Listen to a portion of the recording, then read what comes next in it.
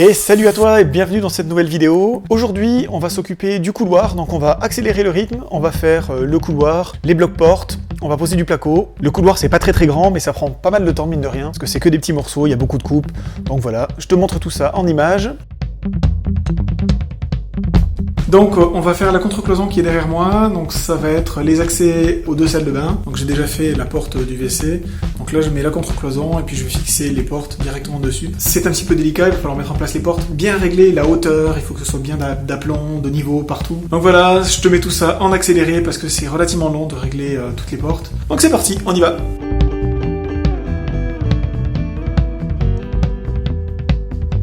Alors au début de cette vidéo, on peut voir que la cuisine qui est juste à côté n'est pas encore commencée, alors que dans les épisodes précédents, elle était déjà faite, tout simplement parce que le couloir, je l'ai fait en plusieurs fois, ça n'a pas été fait d'un seul trait. Donc tu verras qu'un peu plus loin dans la vidéo, la cuisine est faite, le couloir, ça s'est étalé sur plusieurs semaines, voire peut-être un mois ou deux. Allez, on voit ça en images.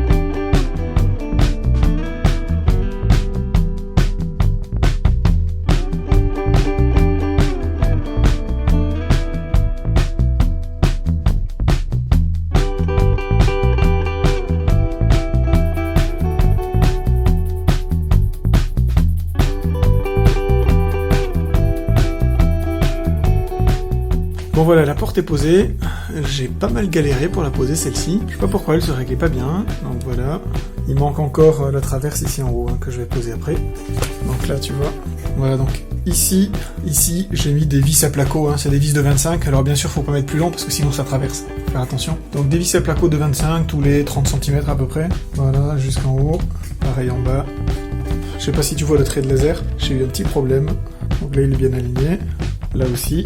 En fait, ici, cette partie-là avait tendance à rentrer comme ça. Donc ça faisait comme ça, légèrement. Donc j'ai mis un morceau de bois ici pour caler en attendant. De toute façon, après, ici, on va avoir la plaque de plâtre. Donc ça, c'est en attendant de mettre le placo. Après, le placo fera son boulot. Mais voilà, je sais pas pourquoi j'avais une petite déformation. Bon, ben on continue.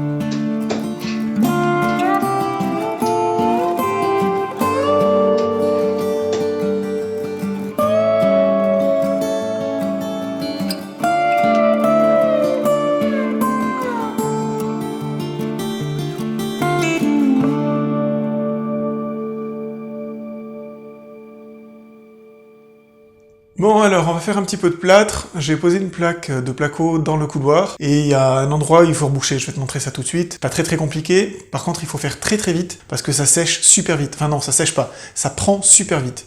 Donc il faut vraiment pas traîner quand on fait du plâtre. Il faut pas en faire des trop grosses quantités, sauf si on a l'habitude. Mais moi j'ai pas l'habitude et du coup je fais vraiment de petites quantités pour pas que ça sèche super vite et pour pas tout jeter en fait. Allez, je te montre ça. Alors ici, j'ai une plaque de placo. On la voit, elle est là. Là, ici, j'avais un montant, donc il y a un montant derrière, donc je suis venu visser. C'est vissé, ici, partout. Par contre, là, c'est collé. À cet endroit-là, je vais te montrer ça. Voilà, donc là, j'ai fait des plots de colle, comme on peut voir. Donc c'est collé avec du MAP, hein, c'est ce qu'on utilise pour coller du placo.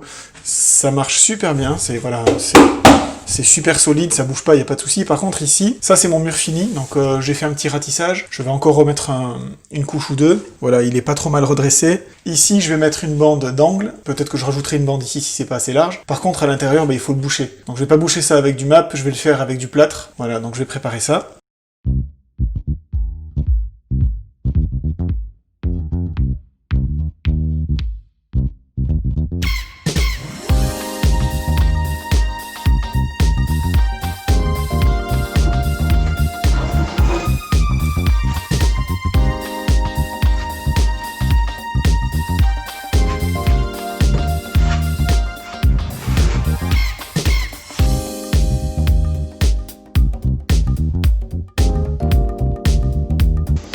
Alors le but là, c'est pas d'avoir quelque chose de parfait du premier coup, parce que de toute façon, moi j'y arriverai pas, peut-être qu'un plâtrier professionnel y arriverait, encore c'est même pas sûr. C'est surtout de faire du remplissage, pour éviter que tout le plâtre tombe. Dans tous les cas, il faudra faire plusieurs passes.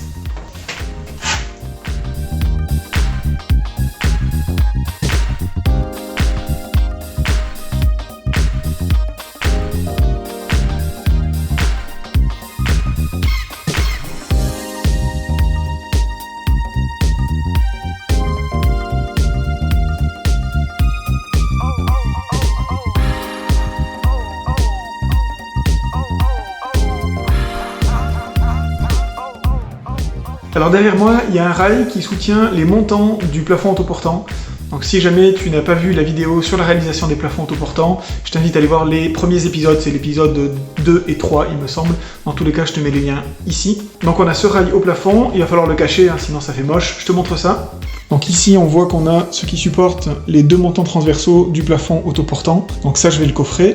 Comme on le voit là, j'ai déjà fait un coffrage pour mettre mes spots. Donc ça, c'est dans la salle à manger. Ça a une double fonction, la première c'est de mettre les spots, et la deuxième c'est de cacher cette partie que je viens de te montrer.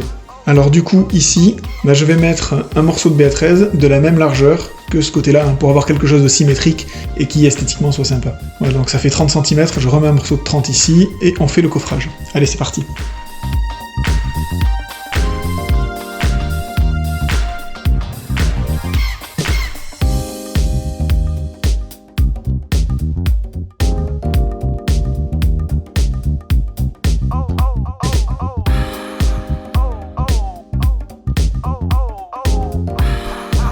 Et voilà, cette vidéo est maintenant terminée, j'espère qu'elle t'a plu, si c'est le cas, n'hésite pas à mettre des gros pouces bleus. Si elle t'a pas plu, plutôt que de mettre un dislike, dis-le moi en commentaire, dis-moi pourquoi ça t'a pas plu. Moi je demande qu'une chose, c'est d'améliorer la qualité de mes vidéos. Si ce n'est pas déjà fait, tu peux t'abonner à la chaîne et activer la cloche. Si tu as des remarques, des critiques, des questions, tu sais où ça se passe, c'est en commentaire. Moi je te dis à bientôt, à une prochaine vidéo, et n'oublie pas, il n'y a pas d'erreur, il n'y a que des apprentissages.